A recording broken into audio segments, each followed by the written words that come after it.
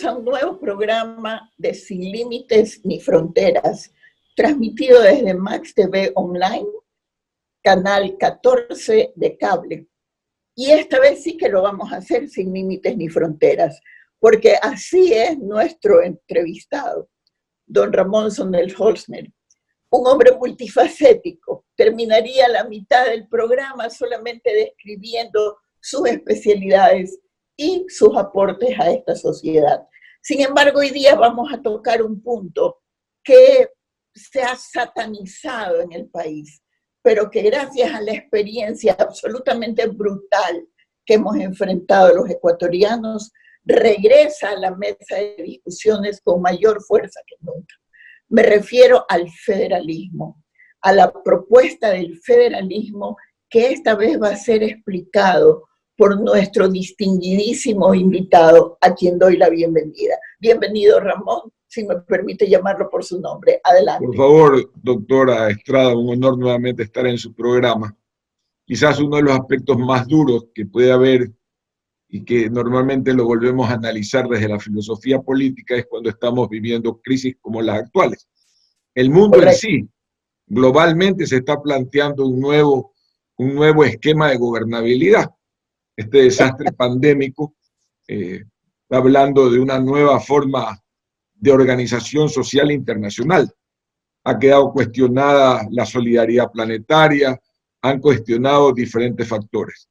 Ahora, dentro de un análisis citológico muy puntual de lo que representa el Ecuador, algunas personas pensamos que tenemos que rever el esquema de gobernabilidad, de ese sistema heredado del colonialismo y luego del bonapartismo, el napoleonismo, que creó ese Estado centralista, ¿sí? Unitario, como se llamó en un momento dado, y otros modelos que se desarrollaron en épocas similares, como el federalismo norteamericano. A mí me gustaría allí hacer una acotación. Primero me gustaría que usted nos ilustre con las diferencias que existen entre regionalismo y federalismo, porque en Ecuador se da por pensar que cuando se propone un Estado federal se está hablando de regionalismo. Eso primero. Y segundo, me gustaría tener en cuenta que el hecho de que cuando se fundó la República en 1830, se fundó como una república federada, puesto que teníamos 3 departamentos, Guayaquil, Quito y Cuenca, eso lo sabe usted mejor que yo. De modo que, ¿por qué regresar a este modelo ahora que el centralismo nos ha puesto al borde de la muerte? ¿O no? Me corrijo, en la muerte. En la muerte misma. No creo, estamos con pulsos vitales importantes. De hecho, estamos pensando, haciendo filosofía, y mientras el hombre haga concepciones, desarrolle ideas, tiene pulso de vida. Yo quisiera estar del lado de la vida. Por mi misma condición, estoy del lado siempre de Eros, ¿sí? El acto de creación, y al estar uno del lado del Eros, lo que está es planteándose cómo reinventarse, cómo reestructurarse, cómo mirando y haciendo un análisis histórico se encuentran soluciones. De hecho, en la medicina... Estoy de acuerdo, porque si no aprendemos de la historia estamos condenados a repetirla. Sin embargo, tengo que decir que toda esta filosofía que estamos haciendo para cumplir con la ética, lo hacemos con la desesperación del superviviente, por el instinto de supervivencia. Y por eso es tan importante hacerla. Mire, usted me planteó una pregunta. Regionalismo es una enfatización semiótica que hacen algunas personas para desnotar el carácter defensivo que tiene una particularidad. Y le pongo el Estado germano, el Estado alemán. El Estado alemán es federado y tiene fuertes tendencias regionalistas. Por ejemplo, los bávaros sí marcan su acento regionalista con determinados rasgos culturales. Eso no implica que sean parte de un Estado federado alemán, una unión de Estados federados alemanes, o los Estados Unidos. Tenemos una serie de ejemplos importantes. Los Estados Unidos, Suiza. En Estados Unidos le pongo un ejemplo. El carácter acentuado de los sureños por su carácter conservador versus el carácter liberal de los norteños, de alguna forma, o viceversa, las ambiciones racistas que pueden tener más en una determinada parte de los Estados Unidos, sobre todo en las regiones rurales, por llamarlo algo así, o internas, a diferencia de las más liberales que pueden tener las que son, digamos, ciudades del Pacífico o del Atlántico. Entonces, ¿le parecería a usted más apropiado, y en ese caso aprendo y me disculpo, porque en eso consiste el crecimiento personal y profesional de cualquier ser humano, ¿le parecería más apropiado, en lugar de utilizar regionalismo, utilizar la palabra centralismo? Sí, el centralismo es un modelo que tiene en los escasos 300 años de vigencia democrática, tiene origen fundamentalmente en las visiones que derrotó en alguna forma la Revolución Francesa, el carácter monárquico, el centro, la monarquía en un lugar, la corte y la periferia aislada. La propuesta, por eso... Está hablando de Ecuador y no de Francia.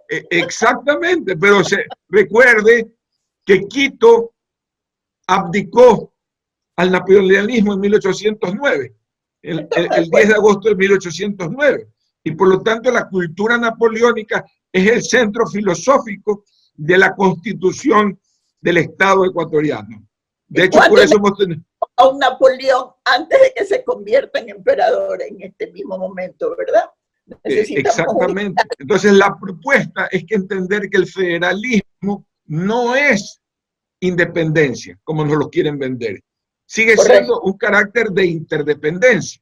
De hecho, el mensaje que no recuerdo en la parte de la historia quién lo dijo ni quién lo dijo, Guayaquil por Guayaquil y Guayaquil por la patria.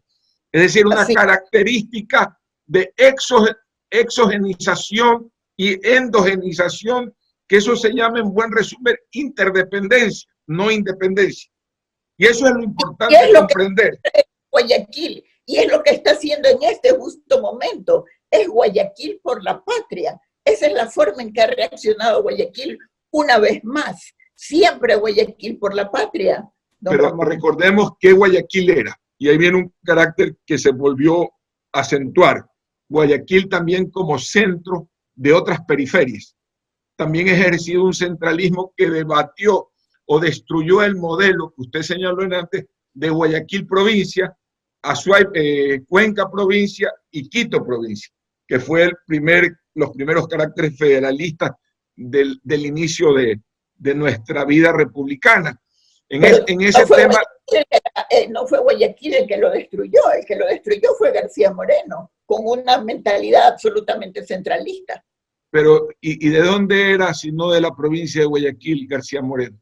Eso no importa. Recuerde que los más grandes centralistas que hemos tenido en la historia del Ecuador no han sido los quiteños, sino los guayaquileños, y bien que me lo lleva a la memoria, porque precisamente García Moreno desplazó ese carácter, o por ejemplo uno más contemporáneo, para no enumerar todos los que pueden haber llevado un carácter centralista, Rafael Correa.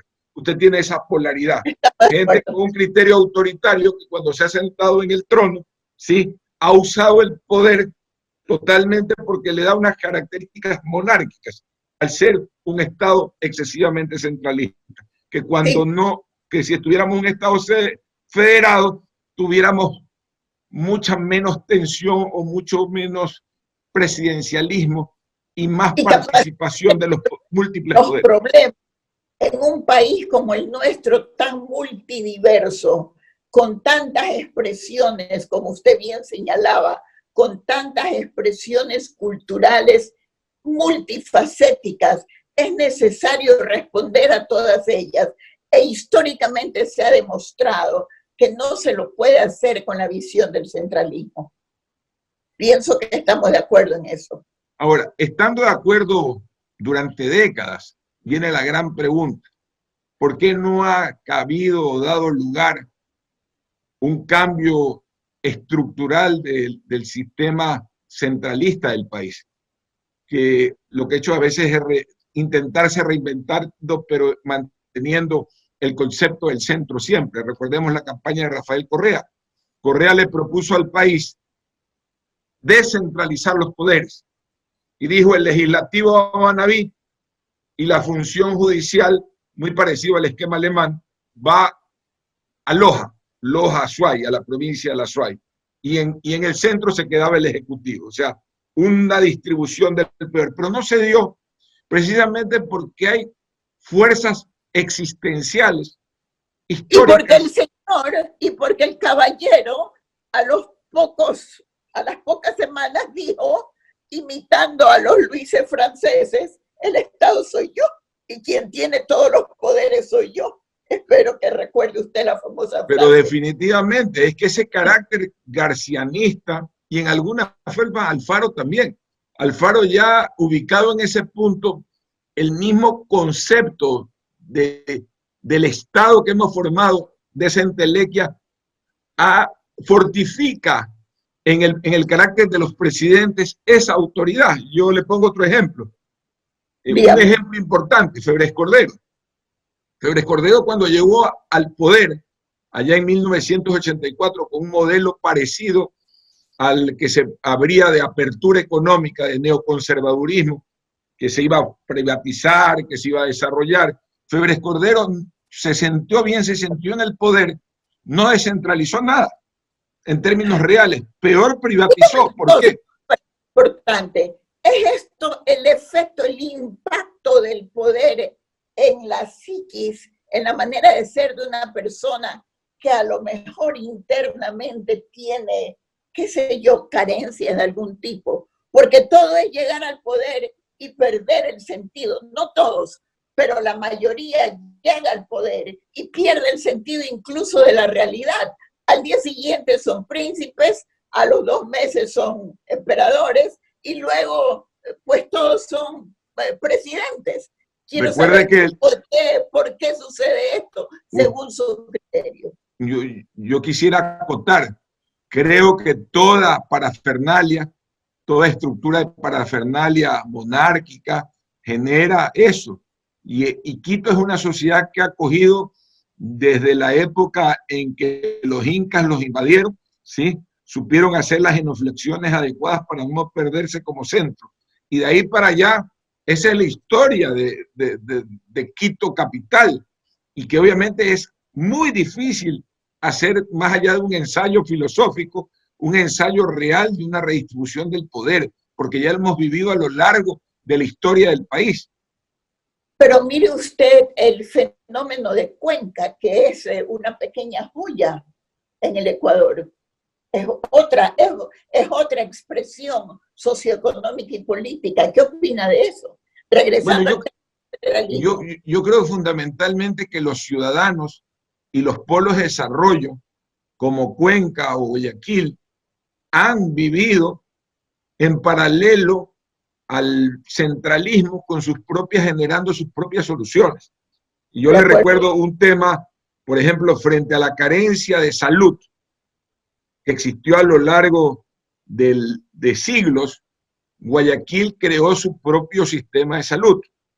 Usted recordará, porque usted y yo conocemos el génesis, porque fue próximo a nuestros nacimientos, de la Comisión de Tránsito.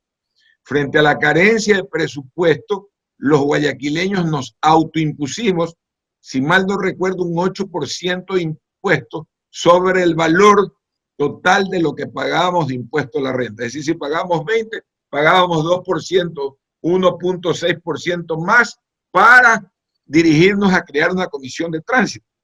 Es correcto, Ramón. Debo cortar para una pausa, no sin antes recordar que Guayaquil siempre se ha organizado en ese sentido. Tenemos las maternidades, tenemos los hospitales, tenemos la Junta de Beneficencia, acuérdense cómo se estableció el Malecón 2000, que todos los guayaquileños también entregamos un impuesto especial para poder construirlo. O sea, Guayaquil por Guayaquil y Guayaquil por la patria es nuestro orgullo, es nuestra tradición y es lo que queremos mantener para adelante. Regresen con nosotros después de una pausa pequeñita. Muchas gracias.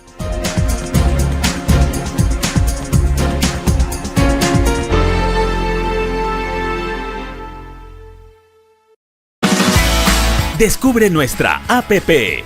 Ahora Max TV directamente en tu móvil. Descarga tu aplicación de Max TV Online y disfruta de su programación. Descarga APP Max TV Online.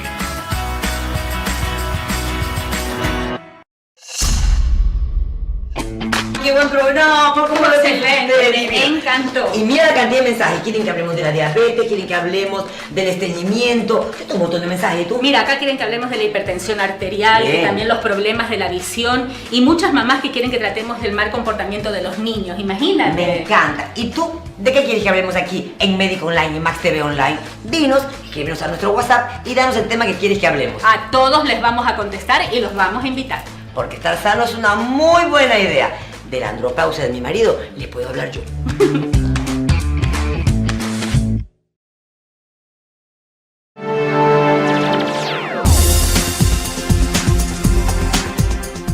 Nuevamente discutiendo sin límites ni fronteras la posibilidad de una reorganización política, y yo iría más aún socioeconómica y política del Ecuador. Única respuesta después de lo que hemos tenido que enfrentar en el país, una crisis brutal que nos ha matado, aunque mi invitado dice que él está por la vida. Sí, todos estamos por la vida, pero en este momento enfrentamos la muerte. Entonces, por eso tenemos que reaccionar y es necesario que reaccionemos reclamando nuestros derechos. Aquí hay una salida. La propuesta viene de un hombre de una larga trayectoria cultural, de un hombre con una experiencia extraordinaria, de un hombre con profundidad intelectual, la posibilidad del federalismo. Adelante, Ramón, querido. Díganos por qué. Gracias, mi querida doctora. ¿Por qué necesitamos salvarnos a nosotros mismos? Mire, yo creo que la pregunta siempre está del lado de la lucha entre la muerte y la vida. Y precisamente quienes leyeron La peste de Camus pueden entender que ese es el gran debate, es la gran oportunidad. Es decir, cuando nosotros estamos próximos a la muerte se desarrollan tantas cosas, tantos epílogos importantísimos por la vida. Esta peste ha acelerado los desarrollos de la microbiología y la nanobiología. Pero también ha desnudado las realidades, las monstruosidades y la manera de ser verdadera de algunos, no todos, con honrosas excepciones, la verdadera naturaleza monstruosa de quienes nos gobiernan. En el planeta. Me refiero a Guayaquil, pero también el planeta. En el planeta, porque el bien y el mal son polaridades que mueven al mundo. ¿Sí? Lo ético y lo antiético es lo que le da sentido a la vida. Porque si no, no... Todo sentido de la ética en el Ecuador, Ramón. Ha sido vulnerado a lo largo de la historia. La vulnerabilidad que ha tenido la ética en ciertos sectores ha sido muy grande. Lo que estamos viviendo ahorita en este país pues es monstruoso. El centralismo ha quedado desnudo. La inoperancia y el tsunami de hipocresías que ha lanzado el ministro de Finanzas, concentrado en una visión poco humanista del tema, me deja preocupado. Poco humanista. Yo diría criminal, Ramón. Bueno, usted lo califica como usted quiera, yo lo pongo del lado del poco humanismo porque no puedo hacer un juicio de valor jurídico, sino un juicio de valor ético. Creo que ese tsunami de hipocresías con la que se ha venido gobernando a lo largo de la historia del país, ¿sí? Y hemos caído tantas veces en la trampa del offside, hablando en términos futbolísticos, porque a lo largo de la historia, y quienes conocen la historia, obviamente más que el que habla, hay hechos claros en el cual se ha sentido que va a haber un cambio político, pero inmediatamente hay un reverso, ¿sí? Un reverso en el cual no hemos podido, por ejemplo, asumir las competencias fundamentales. ¿Por qué? Esa es la pregunta de millones. Primero, hay parte y parte. Primero, el poder centralista con sus tsunamis de hipocresías, que quiere conservar el tema. Y por el otro lado, autoridades locales en las diferentes regiones del país que no quieren asumir todas las competencias, o no quisieron asumir las competencias. Acuérdense que ya hubo un proceso de autonomía y Guayaquil no asumió competencias en ese momento fundamentales como la salud y la educación. Recuerde que la educación municipal en el gobierno del ingeniero Febres Cordero, a quien aprecio muchísimo, abandonó la educación municipal. Los quiteños no abandonaron la educación municipal. ¿Y cuál es la importancia de la descentralización de la educación? El reconocimiento esencial que cada región debe educar de acuerdo a sus costumbres y necesidades. Una política centralista, ¿qué es lo que hizo? Vender en el país una educación que no es para todos y todas. Por ejemplo, la educación rural no está desconcentrada y obedece a un paradigma centralista sin poder decir, a ver, los dauleños necesitan una educación orientada determinada por ellos mismos. Los guayaquileños, esta educación, los educados urbanos necesitan esta educación. En el federalismo alemán, solo termino esta idea, en el federalismo alemán, la educación es asunto de las regiones o de los estados. Correcto. No es un gobierno central que dicta políticas, sino que cada región tiene su propio ministro de educación, su propio consejo consultivo y desarrolla las políticas para la región. Y eso no lo supimos nosotros asumir cuando tuvimos la oportunidad allá por el año 2000. Así que hay corresponsabilidad también. Bien, hay errores que son superables, porque lo que sí tenemos es la garra para superarlos. Quiero compartir con usted una frase que escuché hoy día en una entrevista que se le hizo al doctor Francisco Huerta. Me encantó porque dibujó al Ecuador en una frase. Dijo, estamos en un concurso de rabos de paja y por eso no se hace nada. ¿Usted cree que dentro de este concurso de rabos de paja tenemos la oportunidad de refundar este Estado, inclusive desde la ética, esencialmente desde la ética? Porque si bien la educación debe de ser especializada o debe de tener especificidades de acuerdo a las regiones, hay cosas que tienen que ser generales. La cívica, la ética, la historia tienen que ser generales para todo el país, Ramón. A pesar del federalismo, digo yo. La sociedad, y siempre hago un análisis de cómo se ha modificado el lenguaje. Mi padre, que ahorita tendría 88 años, decía que en la época de él alguien le insultaba a la madre y se iba y se pegaba en la esquina. Hoy le mentan a la madre y el otro se ríe. Hemos generado un carácter de sinvergüenza. Usted le dice a un ecuatoriano sinvergüenza y le hacen así en la cara. Usted le da la misma carga a un germano o a un anglo y le dice Shem y usted ve que se le pone la cara roja. Así es. Es verdad, usted es un internacionalista. Valores éticos. Usted cuando esté en una sociedad que la palabra vergüenza ya no avergüenza. Es verdad. Ha perdido, por más que le hayan repetido en la iglesia valores éticos y en la escuela le den clase de cívica, si usted perdió esa esencia de la vergüenza, estamos en un problema muy serio. Y yo creo que en esa sociedad...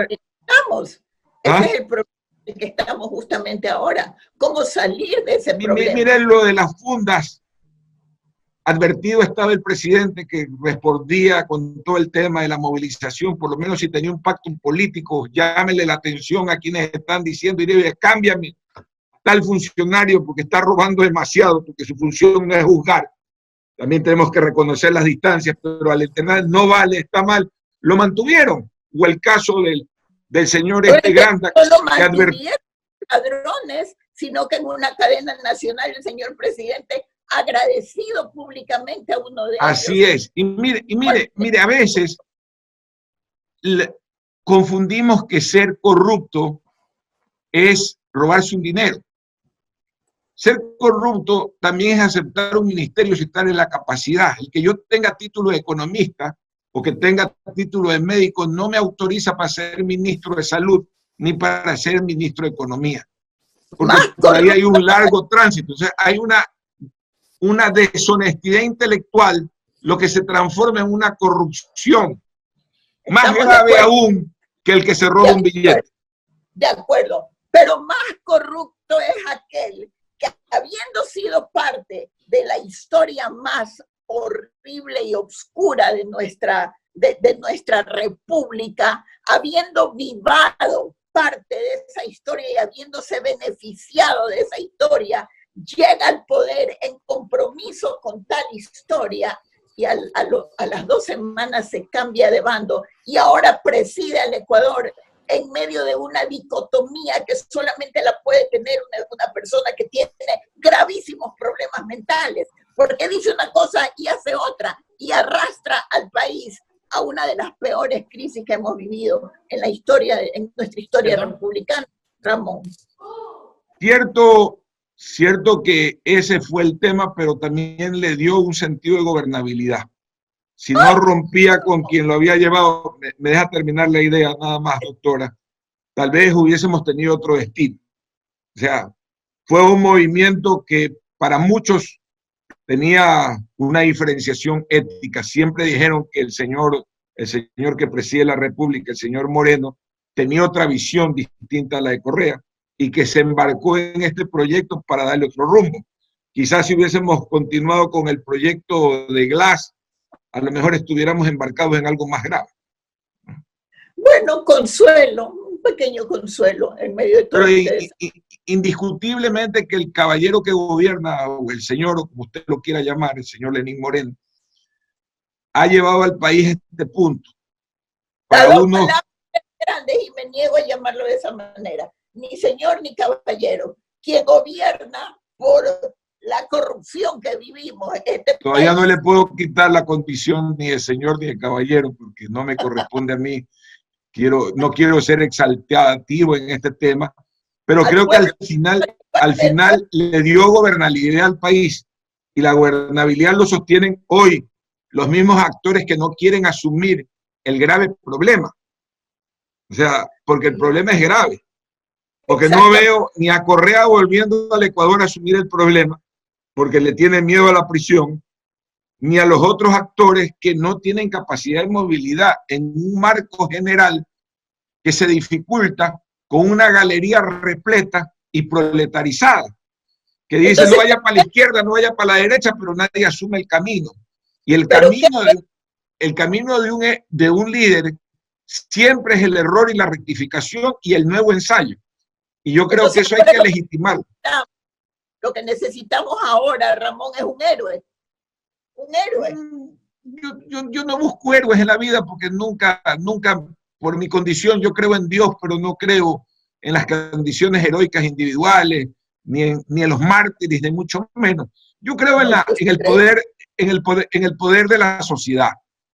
Frente a la escasez de Estado, la insolvencia ética del Estado, aspiro, y en términos como lo diría, asimilando un poco las ideas de Ortega y Gasset, de ese gran pensador en una obra que me encanta, que es La España invertebrada, el pueblo buscará frente a la falta, o la sociedad frente a la falta de Estado, buscará sus propias soluciones. De hecho, créame que el pueblo que se ha caracterizado y que de hecho ha sido mantenido de manera exprofesa en la ignorancia, tenga capacidad de resolver sus propios problemas. Los está resolviendo. Recuérdese que la gran mayoría de la gente que se inmunizó frente al coronavirus no fue un hospital. Resolvieron sus problemas en su casa, poniéndose sábanas, frazadas, haciendo evaporizaciones, nebulizaciones, con la ayuda y el fortalecimiento del barrio, con esa clásica solidaridad, con esas clásicas, perdón. ¿A qué costo? Si usted lo toma, y en esto no me quisiera entrar porque es para otro tema, en términos virológicos, de virus, hay dos formas de verlo. En forma puntual, el costo han sido alrededor de 9.000, 10.000 muertos, ¿ya? Sobre una población de 2 millones. Cuando lo ve en términos virológicos, este fin de semana ofreció el gobierno municipal tener el nivel de contagio, nos habría salido la planilla bastante baja, porque apenas va a morir un 0.4%, es decir, por debajo de la estimación del señor del señor ministro de Salud. Es decir, aquí viene un debate histórico bien importante en ciencia. ¿Qué era mejor? ¿Acelerar como Guayaquil el contagio o vivir un lento letargo de la mortalidad para llegar al final de lo mismo de 4 o 5 meses? Para mí personalmente, Guayaquil, por la propia emoción ciudadana, por la propia responsabilidad de los ciudadanos de llevar pan todos los días, se contagió. Y cuando salgan los resultados, seguramente tenemos 60-70% de contagio, que es lo que los alemanes esperan a tener a fines de agosto de este año, es decir, en 3 meses más. Bueno, en verdad esto necesitaría un debate diferente porque es un debate de posiciones médicas, científicas versus lo que es más importante, la ética y lo que usted defiende, la vida. Yo pienso que el 0.0001% de muertos por culpa de la ineficiencia, de la corrupción, de la infamia, de la falta de preparación es inaceptable, ¿verdad? Pero con esto nos iríamos a otro punto del debate. Quiero, porque el tiempo nos es corto, que usted, de manera rápida, si esto es posible, nos resuma. Si hubiéramos vivido en un estado federado, ¿hubiera sido esta nuestra suerte? Cada estado tendría un comportamiento coordinado con nosotros, porque no se puede separar. Guayaquil tuvo 2 errores. En el 2000, la municipalidad o la región no aceptó, cuando había la oportunidad, las competencias de la medicina. Primer aspecto. Y la Junta de Beneficencia, que era el ícono de la descentralización, a la llegada del gobierno de Correa, dejó su vocación descentralizadora para transformarse en un proveedor del Estado central. Y se satisfacieron generando negocios con el Estado, negocios sociales, obviamente, ¿sí? Abandonando esa vocación que tenía la Junta de resolver los problemas de la región con fondos propios. Es decir, cambió su visión descentralizadora por volver a ser parte del Estado central. Se transformó en un proveedor del Estado central. Y eso fue muy grave para la ciudad. Si nosotros no hubiésemos abandonado en el año 2000 la oportunidad de descentralizar la salud y de haber asumido como Junta de Beneficencia ese concepto, ¿sí?, de solidaridad, y no habernos transformado en proveedores de servicios del Estado, seguramente la forma de haber resistido este debate hubiese sido de otra forma, hubiese totalmente de otra forma. Tenemos que terminar el programa porque ya me salen todas las banderitas en esta nueva digitalización de nuestras conversaciones. Sin embargo, quiero cerrarlo, además de agradecerle por las luces que nos da, por la esperanza que nos da, por la discusión que tenemos, aunque agitada, pero siempre con profundo cariño. Quiero agradecerle por este sentimiento, por esta inyección de vida, de fuerza, de lucha que podemos transmitir en esta conversación. Y quiero despedirme del público que hoy día nos ha acompañado, al cual les agradezco, con una declaración de vida, porque Guayaquil por la patria no es solamente un lema, es una posición ante la vida. Y nos hemos equivocado, todo el mundo se equivoca, las ciudades se equivocan, conocemos nuestra historia y nos hemos levantado y nos volveremos a levantar. Y esta vez que nos levantemos, no nos van a poder volver a tumbar. Muchas gracias. Nos vemos la próxima semana. Gracias, Ramón. Le quedo. A usted.